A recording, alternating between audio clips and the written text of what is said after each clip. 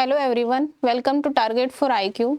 आज हम बात करते हैं यूजीसी नेट के टाइम मैनेजमेंट और टिप्स से संबंधित कि ऐसे आप जो 2024 का दिसंबर का एग्ज़ाम होने वाला है आपका जनवरी में, जिसकी डेट तो अभी आई नहीं है लेकिन टाइम उन्होंने दिया है 1 जनवरी से 19 जनवरी तक। ठीक है, तो आज हम बताएंगे कि आप अपने एग्ज़ाम को कैसे ईजी वे में कवर कर सकते हैं और अपना जेआरएफ या नेट क्वालिफाई कर सकते हैं। ठीक है, तो पहले हम बात करेंगे टिप्स की। ठीक है, तो टिप्स में हमने क्या बताया, पहले है टाइम मैनेजमेंट फॉर टिप्स। आपको डेली का एक रूटीन बनाना है, डेली एक अपना शेड्यूल बनाना है पढ़ाई से संबंधित। उसमें आप क्या करेंगे, जैसे डेली स्टडी रूटीन बनाएंगे अपना, और जो हार्ड टॉपिक है जहाँ से क्वेश्चन ज़्यादा बनते हैं, जैसे संविधान है, जूरिस है, इंटरनेशनल लॉ है, कॉन्ट्रैक्ट है, वहाँ से क्वेश्चन ज़्यादा बनते हैं, तो सबसे पहले आप उसको कवर करेंगे, उसको प्राथमिकता देंगे। ठीक है, क्योंकि वहाँ से क्वेश्चन ज़्यादा बनते हैं। छोटे छोटे टारगेट बनाएंगे और उनको समय पर पूरा करेंगे। टारगेट जैसे आप तय करेंगे आज कि हमको सभी सब्जेक्ट के केस लॉ आज कवर करने हैं। ठीक है, तो आज जब आपने बना लिया है कि आज हमको ये कवर करने हैं, तो आपको ये आज ही कंप्लीट कर लेने हैं। उसके बाद मॉक टेस्ट लगाइए, प्रैक्टिस क्वेश्चन, क्योंकि वहाँ पे पेपर आता है ऑनलाइन, और जहाँ पे ऑनलाइन पेपर आता है वहाँ पे थोड़ा टाइम मैनेज करना डिफ़िकल्ट होता है, क्योंकि आप एक ही क्वेश्चन में ध्यान लगाओगे, वहाँ पे आपका टाइम का पता ही नहीं चलेगा, और पेपर बहुत लेंथी आता है यूजीसी नेट का। ठीक है, तो उसके लिए आप हमारी जो टारगेट फॉर आईक्यू है वहाँ पे बैच ज्वाइन करके और जो मॉक टेस्ट है वो भी ज्वाइन कर सकते हैं। उसके बाद आपको क्या करना है, ये समझना है कि जो यूजीसी नेट है उसकी इम्पोर्टेंस क्या है। उसकी इम्पोर्टेंस है सबसे पहले जेआरएफ में आपको फेलोशिप मिलती है। दूसरी बात, असिस्टेंट प्रोफेसर के लिए एलिजिबल हो जाएंगे। तीसरी बात, पीएचडी एडमिशन, क्योंकि ये जो नेट है ये आपके कैरियर को ऊंचाई तक ले जाने में कामयाब होता है, क्योंकि आप असिस्टेंट प्रोफेसर बनने के लिए एलिजिबल तभी होंगे जब आपका नेट क्वालिफाई होगा।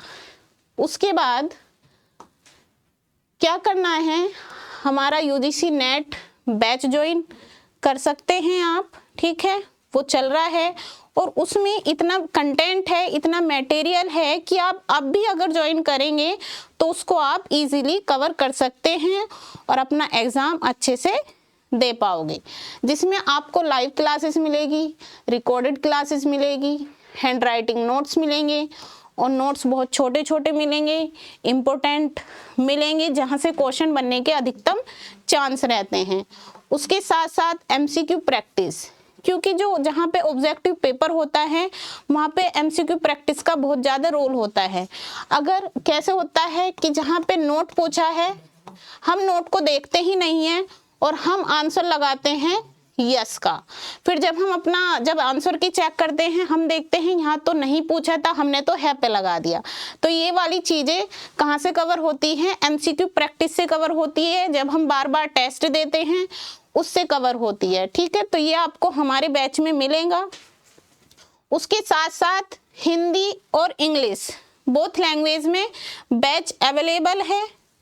उसके साथ साथ कौन से टॉपिक पर समय कम लगता है, कौन से टॉपिक पर समय ज़्यादा लगता है, ये आपको देखना है। जब आप पढ़ने बैठते हो आपके साथ हार्ड कॉपी में अपना यूजीसी नेट का जो सिलेबस है वो होना चाहिए। ठीक है, और आपको ये एनालाइज करना चाहिए कि जो हमारा सिलेबस है वहाँ से समय कम कौन से यूनिट पर लग रहा है और कौन सी यूनिट पर समय ज़्यादा लग रहा है। क्यों? क्योंकि वहाँ पे आते हैं दो पेपर, हमको पेपर फर्स्ट भी पढ़ना होता है और जो हमारा पेपर सेकंड होता है सब्जेक्टिव वो भी कवर करना होता है। तो क्या देखेंगे हम, सबसे पहले सिलेबस एनालाइज करेंगे और उसमें ये देखेंगे कि जो टॉपिक है उस वहाँ पे समय ज़्यादा लग रहा है या कम लग रहा है। और हमें ये देखने को मिल रहा है कि जो यूनिट है, जैसे फॉर एग्जाम्पल संविधान की यूनिट ही हम बात करें तो वहाँ पे समय ज़्यादा लगता है। क्यों? क्योंकि वहाँ से 2-3 चीज़ें एक साथ कवर होती है। जैसे हम पढ़ते हैं कंपैरेटिव लॉ का पार्ट, ठीक है, हम पढ़ते हैं एडमिनिस्ट्रेटिव लॉ का पार्ट, तो ये क्या है, ये चीज़ें कनेक्टेड है किससे, संविधान से। तो यहाँ पे ज़्यादा समय लगेगा, तो हमें ज़्यादा टाइम किसको देना है, उन्हीं यूनिट के देना है जहाँ पे समय ज़्यादा लग रहा है, ठीक है।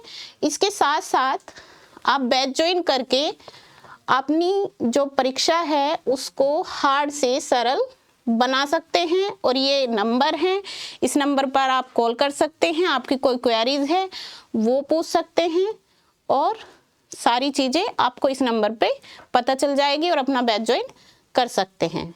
तो thank you and all the best for your exam. Thank you.